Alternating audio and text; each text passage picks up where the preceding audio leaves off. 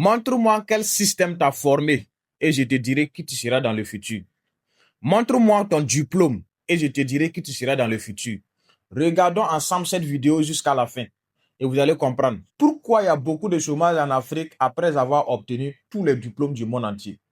Donc regardons ensemble jusqu'à la fin. Fabriqués par des élèves de la classe de 4e. Et ça fait 6 ans également qu'ils sont fabriqués. Ça, quand ça tombe en panne, ce sont des élèves de la classe de 4e que je vais envoyer qui vont réparer. Donc, expliquez-moi pourquoi on n'a pas de feux de rouge dans tous les carrefours au Togo. Expliquez-moi.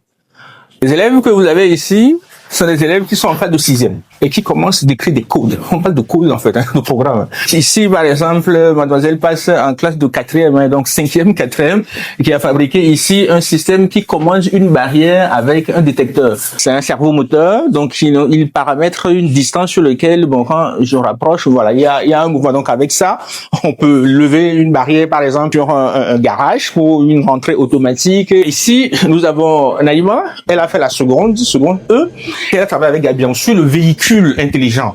Donc, on est au prototype 2 d'un véhicule intelligent. C'est un robot, en fait. Toute la carrosserie a été faite par ces élèves sur l'imprimante 3D. Et ils ont fabriqué tout le code qui permet de piloter le véhicule, qu'ils transposent en fait sur un smartphone. Là, ça, c'est du dessin technique. Voilà, ici, on est dans la modélisation. Généralement, c'est des choses qu'on commence en 3e année ingénieur. Allez, ici, on est en classe de 5e, en fait.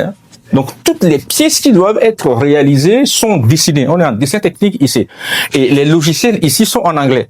L'anglais, c'est une langue capitale pour nous ici. Donc, déjà en 6e, 5e, le niveau d'anglais est très, très élevé. Donc, ce panneau, c'est une simulation d'une maison. En Europe, vous ne trouverez aucune maison dans laquelle vous n'avez pas ça. Cet appareil a une forte sensibilité et si vous avez un riz d'électrocution, il va disjoncter complètement. Ce panneau, par exemple, vous allez dans un centre de formation pour faire de l'électricité, il vous faut au moins 3 ans pour le faire. Ceci a été fait par nos élèves de seconde après 7 mois de cours. Tout est fait sur le plan pratique, en fait. J'ai un élève de 13 ans qui est venu me saluer un matin en classe de 3e. Et il m'a dit que lui, comme il fait du codage, il fait de la programmation, il pense qu'il peut fabriquer une machine avec laquelle on peut se laver les mains sans toucher quoi que ce soit. Là, vous lavez la main sans toucher quoi que ce soit. Il faut dire que nos élèves de la classe de 6e, ils ont démonté ce bloc moteur, qui l'ont remonté suivant un plan. C'est ce qu'on appelle reverse engineering. C'est ce que les Chinois ont fait pour fabriquer un avion. Reverse engineering, c'est prendre un mécanisme, le démonter, dessiner les pièces, le remonter. Les pièces qui sont dessinées seront fabriquées et on va remonter ces pièces. En fait, on clone un mécanisme, en fait. À partir du moment où vous clonez un mécanisme, vous pouvez le multiplier comme vous le faites. Malheureusement, en Afrique, on le fait pas. C'est ce que nous, on fait ici. Il y a une fille qui sifflait à la fin des heures. Un jour, la fille a sifflé et puis elle est descendue dans mon bureau pour me dire qu'en fait, elle veut plutôt concevoir quelque chose qui fasse en sorte que quand il est l'heure, ça sonne automatiquement. Oui. Donc, il s'est associé avec un autre qui s'appelle Ryan et c'est eux qui ont fabriqué ce boîtier. Donc, le boîtier que vous avez ici contient le programme de la sonnerie de cette école. Ça, c'est quelque chose qu'on peut vendre à n'importe quel établissement. Ici, on a fabriqué une alimentation stabilisée. Donc, lui, il va permettre de nous faire sortir une tension entre 11 volts et 64 volts. Ça, c'est la broche qui va permettre de manipuler l'intensité avec laquelle va sortir la tension. C'est pas exclusivement des élèves qui sont très bons, on comprend. Mais notre condition, notre système d'enseignement et la méthodologie d'encadrer les élèves fait que nos élèves réussissent toujours, ils ont toujours 100% en fait. Les enfants sont capables.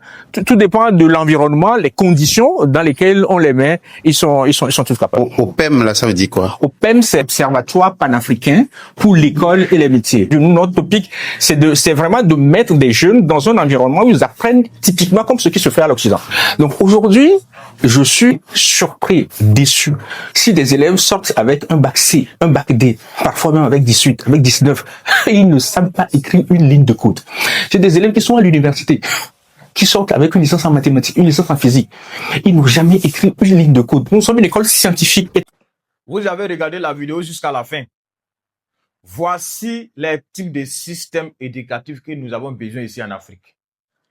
Voici ces gens de formation que ici en Afrique, voici le système éducatif que nous avons besoin ici en Afrique. Nous avons besoin d'un système éducatif, même si c'est théorie pratique.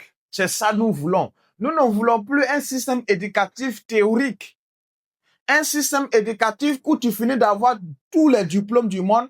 Après avoir obtenu Bac plus 80, tu peux même pas coller un simple vélo. Et tu peux même pas coller un simple vélo. Vous voyez qu'à quel niveau que c'est dangereux pour l'avenir de l'Afrique?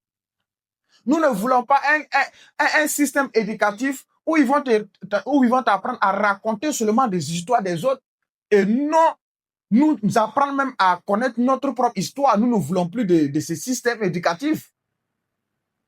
Depuis 1960 jusqu'à aujourd'hui, qu'est-ce qui a changé dans le système éducatif qu'on nous a formés avec? Rien n'a changé. Donc, arrivé à un moment donné, il faut que nous ne soyons pas étonnés du taux de chômage, l'augmentation du taux de chômage chaque année que Dieu fait. Parce que ce sont les mêmes erreurs que nous continuons de répéter chaque jour.